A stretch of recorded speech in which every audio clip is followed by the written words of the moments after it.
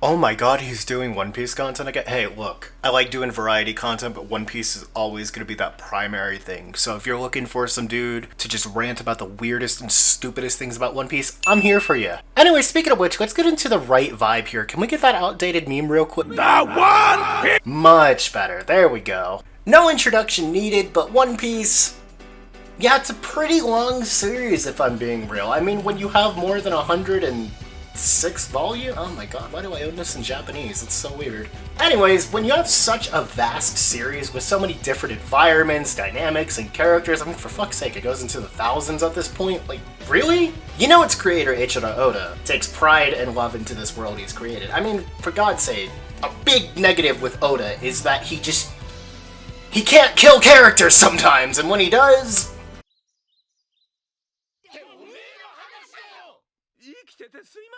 Off topic there, and I can always save my critiques on One Piece as a franchise for another day, but there's something about the characters specifically that has always been in the back of my head, that even sharing this character as a favorite, I still wonder. Oda, you've created 1,000+ characters, man. You have some great designs like King, Katakuri, Ben, my parents are related Beckman, but why is Gaimon your favorite? Am I gonna have to fight these two in order to reclaim my spot as the #1 Gaimon fan? Anyways, yes, the one-off character from the East Blue with that beautiful moss-headed treasure chest with that iconic, sexy okay, maybe I'm getting a little sensual here, but he's also in my top 10 of this franchise, and it's entirely for what he represents, and to why I think he's Oda's favorite character. Well, besides Luffy and Shanks, of course. But what does Gaimon mean about One Piece? Like, what does he represent about One Piece? Well, for one, let's talk about the design. It's absolutely hilarious, despite how poor Gaimon got stuck in this chest, being abandoned by his crew at the time, which keeps Gaimon stuck on this island filled with... Yeah, can we get Oda to start designing JRPG creatures? Because I love how wild and wacky some of the animal designs are like this shit. Like, who makes this? Regardless, let's actually talk about how Gaimon is introduced into the plot of One Piece. So, after Luffy and Nami and Zoro, or if you're watching the anime, Usopp as well, finish up on either Syrup Village or Orange Town, they're stopped by Gaimon on this island they happen to find claiming to be a forest deer. Yo, they foreskin Skypiea here? Oh, okay. Well, we'll get to the foreskinning later. What now? Trust me, I know that sounds wild, but just hear me out. But after being told to leave this island and having some minor antics from Luffy and Nami, they discover the true identity of Gaimon, who tells the story of how he got stuck in this treasure chest, which ended up, you know, being, as I mentioned, a part of a pirate crew 20 years, blah, blah, blah, blah, blah, blah, blah, blah, blah, blah. Okay, now that we got the recap out of the way, and we're doing a tele here, wasting time, Gaimon mentions that the reason he is stuck at this island is that there are a group of treasure chests at the top that he initially was trying to go for before his crew abandoned him once he fell into the chest, but he's never lost hope that one day he could get to the top of this little steep cliff and reach those chests. Now, upon hearing this, Luffy immediately is like, hey Gaimon, I'll go up there and bring the treasure chest down. And Gaimon, already starting to like Luffy, is like, are you serious? Like, no, you don't have to do that. Like, it's fine. Like, it's hard for me to do it, but I can do it. And Luffy instantly just launches himself up there. And he refuses to bring down the chest, which absolutely pisses off Nami. Because at this point in the plot, Nami is still very weary of pirates, though she is slowly coming around towards Luffy, which is why I think this arc actually works better after Orange Town, because she starts understanding to Luffy, like, what is treasure to me? It's not gold, silver, whatever. It's my hat. As she's upset at Luffy being like, why won't you help this man live his dream out? Like, treasure has always been wanting to get from the top of this cliff. Gaimon starts sobbing out of joy. And even Nami's confused before Gaimon just simply says, They're empty! And Luffy sadly agrees to his claim that yes, all 5 of these treasure chests were in fact empty this entire time Gaimon's been trying to go for them.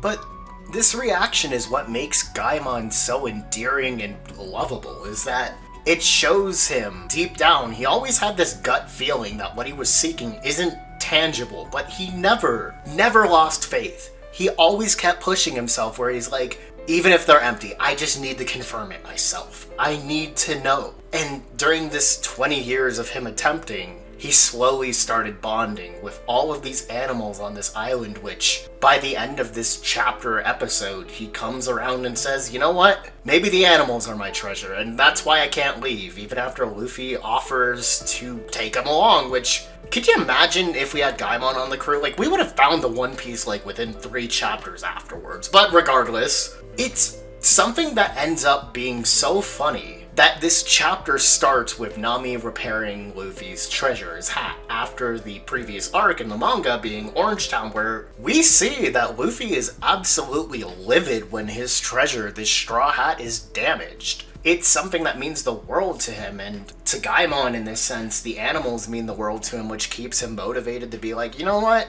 I haven't wasted these 20 years. I'm still here, I'm having a blast, I have friends here that protect me and I protect them, and that's what matters. And you might be thinking, well, this short, chapter, what does it have to do with One Piece and the greater scheme of it? Like with the Yonko, the Pirate King, world government, the Gorosei, Im... What does Gaimon have to do with this? I mean, let's talk a little bit more about Gaimon and the other appearance he has with Buggy in his cover story, which, can you believe he's met 2 Pirate Kings in the same year? That's actually kind of insane to me. But, what happens here is, after the Buggy Balls incident of Orangetown, he gets in a little skirmish after he's trying to find his crew, who, with his peak, conquers Haki. Gaimon beats the living crap out of him, but they quickly realize their similarities, not just in size, but Gaimon inspires Buggy to not lose hope, and to keep pushing forward despite this bad situation, as he was in a similar boat before someone came over and just happened to show him otherwise, and pretty quickly after, Buggy has a good luck streak where he gets reunited with his crew after leaving the island, and giving this message to Buggy to not lose faith in your dreams. Dreams. One of the biggest centerpiece messages of this series that whenever I talk about my favorite arc, Jaya, I will go so in detail about why it means so much. But Gaimon gives such an insight on the way Oda's had this story and the treasure of One Piece itself mapped out for the fans. And let me explain. Now, obviously, Gaimon is a very early arc in One Piece, and it was within the first publishing year of the series, which I'm not saying Oda foreskin this, as the community likes to call it, which sometimes Oda plants something and he comes back to it years later. Years later. And we all look at it and we're like, holy shit, he's a genius. And I'm not gonna lie, sometimes I feel like Oda's just staring there doing a little Kinemon face like, oh, yeah, I planned that alright. When it comes to this, it's so odd that within the first year of One Piece being published, Oda, with still in this mindset, he wasn't sure if One Piece was gonna go for as long as it's going now, wanted this in within the 5-year intentional span he thought he was gonna get with One Piece. Do you ever think about that? Just how much One Piece would have been if we stayed with the original plan Oda's vaguely given us of just facing the 4 Emperors, then One Piece time, which, once the series started taking off at the beginning of Baratie, that's when we got Dracula Mihawk, who became a major focus, adding a whole system of the Shichibukai, which I think it is hilarious Oda's outright said that this was just a last-second addition almost, and we got 15 years of fucking content out of it, which tied 6 major other characters into the plot, which, you know what's even funnier about that? One of these characters, which was the second to last one shown off in the main plot of it, was just shown up on a goddamn Shonen Jump cover back in like 1999. And then we have our most recent Straw Hat, who was absolutely planned from the start based off concept art of Oda, being Jinbei, who, at the very start of the series, within like the first 60 chapters or so, casually has a name drop when the Warlord systems explain to Luffy and Sanji, and another 2, Doflamingo and Kuma, one of them having a major influence on the world from that point until he's defeated in Dressrosa, and not to spoil anything going on in current One Piece, which, let's be real, it is absolutely fucking balls off the walls insane.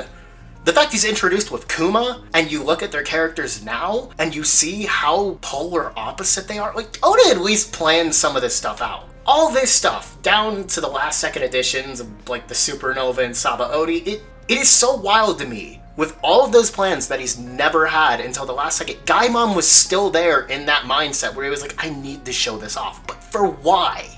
I'll tell you, in my personal mindset, I think that Gaimon is supposed to represent the reader with this series.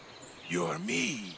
I know, what an honor, right? We're this beautiful, sexy man, right? But jokes aside, yes, we're Gaimon. We are Gaimon. Gaimon is us. We're waiting 20 plus years at this point to know what this treasure is that's at the top of this mountain, the little peak, where when we hear we're in the final saga, we're like, oh my god, we got like 4 more steps to go, and then we see that there's another elevator we go, but who cares? We're gonna keep going because in the long run, being with this series for so long, you don't care about what's in the treasure box. You don't care what the One Piece is, though if it's an afro, that would actually be pretty fucking funny, not gonna lie. But you learn to care about those animals, which I really do think is a good analogy for some of the characters in One Piece, because seriously, what the fuck are some of these characters' mindsets? I love giraffes. You don't care about what the One Piece is, and obviously it's gonna be an event to know what the One Piece is in the future, but it doesn't matter in the long run, as the true treasure and meaning is the journey, the discoveries of the series. But Oda said it's a tangible thing. Look, I'm making an analogy. Again, it could be a bikini and I'd be fine with what the One Piece is. I don't care if it's tangible or not. In fact, my own personal viewpoint on it is one part of the One Piece is gonna be the Void Century info, but that's its own story. But with all this stretching that's even further than Luffy's powers can handle in his brain aside, look at how Gaimon ends up. He ends up completely content once he settles down. I mean, hell, we see in the time skip he's got a little lady friend. His own personal treasure is what he realized, that it wasn't just generic gold, silver, diamonds, rubies, whatever Pokemon game is next, but it was those strange animals. It was something simple, like a long story you realize you treasure itself, which I know, Sapien. It's so funny that as I've been weekly longer and longer with the series, I mean, for God's sake, I've been caught up since the Zo chapter. If you know, you know. It's so odd that Oda this early had this, but you look at it and you understand the longer you've been with One Piece that it's more like, I want you to care more about how they get to the One Piece over what it is. Because yeah, treasure in this series is so obscure as a concept, where again, it's not whatever Pokemon major game is out, it could be a sword that your best friend that passed away gave you to honor their dream. It could be a pet store that you owned with your old dog that still watches over it after you passed away. It could be a 4 for 4 from Wendy's for all I care, but whatever. That's what makes this series so engaging, is the more you look at it on a greater scale. And the longer you get with One Piece and learn to love this series, you learn to understand, well, I want to know more about why the One Piece is the One Piece instead of what it is.